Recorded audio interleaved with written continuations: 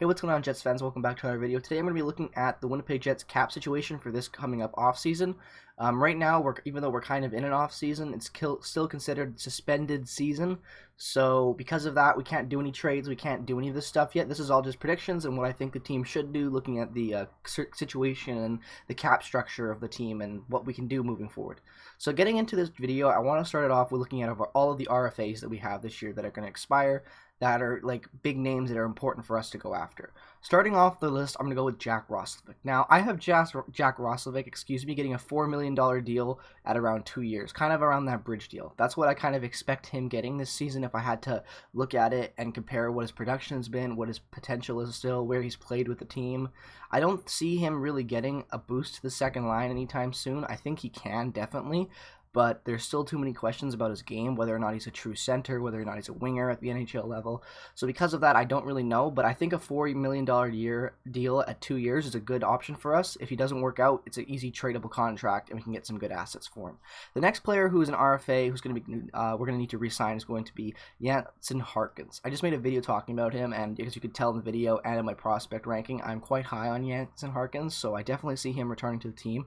I have him roughly just at a $900,000 deal at like 3 years, 2 years, kind of roughly at where his already existing deal is. He hasn't proven anything at the entry level, on his entry level yet, and he's been solid in the AHL, so I doubt he's going to get a big contract pay, so I see somewhere around there those numbers for him. And the next guy on that list is Mason Appleton. I have him at about $1 million a year for about 2 years, and then I think that's fair for him. He could get a little less, he could get a little more. I really like Mason Appleton's production. I think he'll can steadily increase his role in the team, and he's going to become a really good bottom six option for us.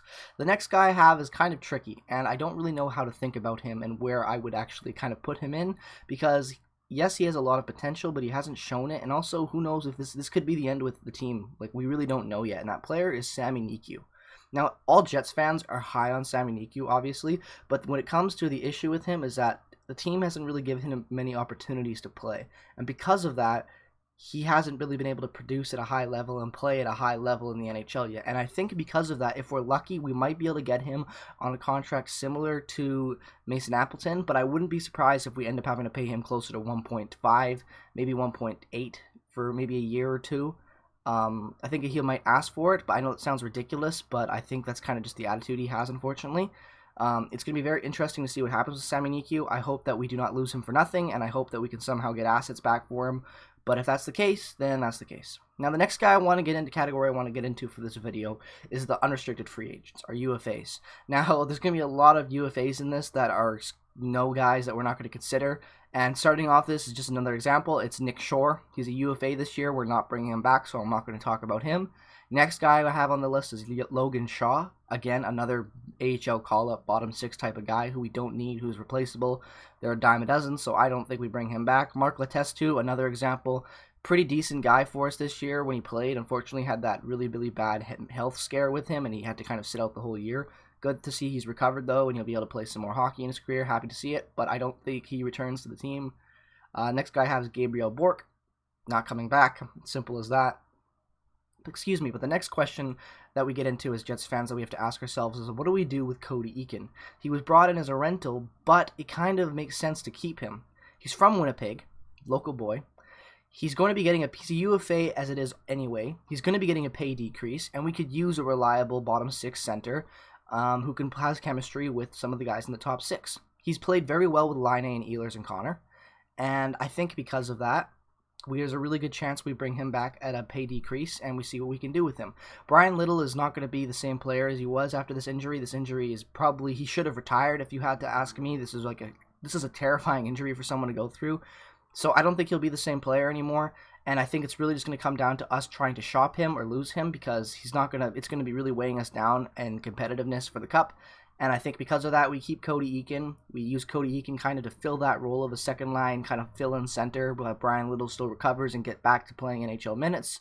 And then when we move on from Brian Little, we can bounce Cody Eakin down in the bottom six. If he does sign with the team, I see him signing a $2 million a year deal for like 2 years, that type of deal, 2x2. Getting into the next guy I have is Dmitry Kulikov, guy who has not been very good with us since we signed him to that pretty overpaid contract. And because of that, I don't see us bringing him back. We can get veteran defenseman presence on our blue line for much cheaper and at a better production rate than Kulikov. So because of that, we should definitely just let him walk. But the next defenseman I have that's a UFA, is a guy who we should definitely sign, and that is Nathan Beaulieu. Nathan Beaulieu has played very solid for us ever since being acquired last year at the deadline, I believe it was, and it has been a great piece to have. He's played well, solid defense when he's been healthy. He's a great two-way guy who's finding his game again, and I don't think we should let him go. I think he's great depth, and I think we should sign him to about maybe 1.5 to 1.8 million a year for about 2 years. The next guy I have is a must-sign for the Winnipeg Jets. If we do not sign this player, it's complete loss of an offseason, just starting off the foot if he leaves. It's going to be a huge loss, and a lot of Jets fans might not agree with me, but Dylan DeMello is going to be an all-star defenseman for us.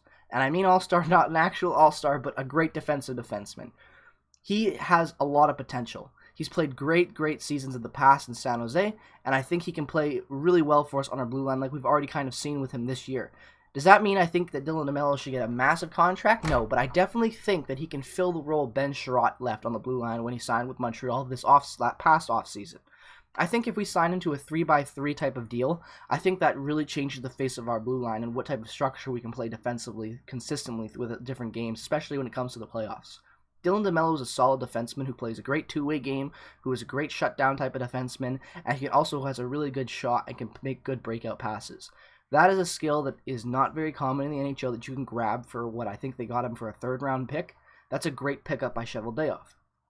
Keeping him is going to be huge. If we can keep, Dylan DeMello, it very changes how we have to look at everything else we do as a team. Keeping Dylan DeMello really helps increase our team's defense and keeps gets us better and gets us kind of elevate us higher to a contending level that other teams are at, kind of with other all-star defensive cores. I think keeping him is a very big thing we have to do, because it'll just make less work for us overall when it comes to reconstructing our defense. Because let's face it, we have to reconstruct the defense. If we don't, we're going to be screwed. The next player that I want to talk about is Anthony Bitetto, and I do not think he returns. The Potato has been decent for us, considering I expected him to be horrible. He is still one of the worst defensemen in the league, but he hasn't been as bad as other guys, so I don't see us bringing him back, but he has played well, and I will give him the fact that he outperformed what I thought he would do, so I will give him that. The next guy I want to talk about is Laurent Brossoit. Now, if this was last year's Laurent Brossoit, I'm saying we sign him immediately for like a $3 million deal at 3 years, and we keep him as our backup. Thank God we didn't do that, because now he's back to his Edmonton Oilers form. He sucks again, he's not very good. It sucks because I was really hoping he would have a really good year with us and can stay a consistent backup, but unfortunately it doesn't look like it's going to be part of his future plans with the team. I don't think we keep him. I think we let him go, and I think we can bring in a cheaper option. If not, we have guys like Mikkel Burden, who may be up for the job at the start of the season, and then we trade for a guy after. It's important to have a good backup goalie in the NHL. A lot of teams don't realize that, and when it comes down to the stretch, it kind of screws them up. So because of that, I'm really hoping that we can let him go, find a decent backup for an affordable price, and move on from Laurent Brossoit this offseason. Now, I want to talk about our bad contracts that we have, because as fans of the Winnipeg Jets, most of us know we actually don't have a lot of bad contracts anymore. The worst contract that I can think about for an overpayment is definitely Brian Little. I will get into that down the road because I don't think it's a bad deal, but it's an overpayment for what it is now. If that makes any sense, I'll get into it down the road. But I think, honestly, the worst overall contract we have is just Matthew Perreault, because he plays fourth line minutes for most of the season, and he's being paid $4.125. Only for next season, though, and then after that he's gone, which is really good to hear, because it's not that long we have to deal with that $4 million, because that could be really beneficial to helping sign defensemen. But anyways, that's okay. So it's okay to have that contract for one more year. It's not the end of the world. Our worst, I guess the other worst contract that we have is Dustin Byfuglien, but in reality, we all know that he will be bought out momentarily once the season probably kicks back up. If it does, he'll most likely be bought out, and because of that, he'll create a lot of dollars, because $7.6 million is a pretty big contract. But getting into Brian Little, here's how I view Brian Little. Brian Little, if some of you don't know, is my favorite player on the Jets. He has been since the first game back against Montreal in the first season. I've just always loved Brian Little, even in Atlanta. I always respected his game. The thing with Brian Little, though, is that Brian Little has never been a full season type of player. So people that say his health is the reason why his contract sucks, they're wrong. Brian Little has only played, if I'm not mistaken, 3 or 4 seasons in 13 years in the NHL with 82 games. That's it. Other than that, I think he's played I want to say 4 or 5 seasons. I don't remember the exact stat, but it's not a lot. almost more than half of the time he's spent it in the NHL. It's been like 45 games or less, 50 games or less.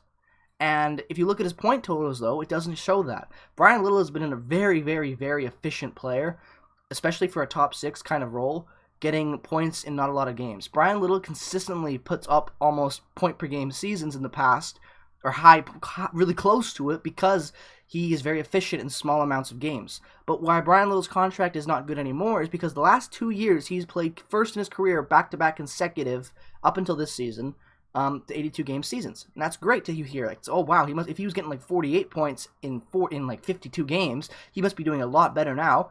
Fortunately, that's not the case. Brian Little's production has hit a steep decline, and because of that, that's why the contract is bad.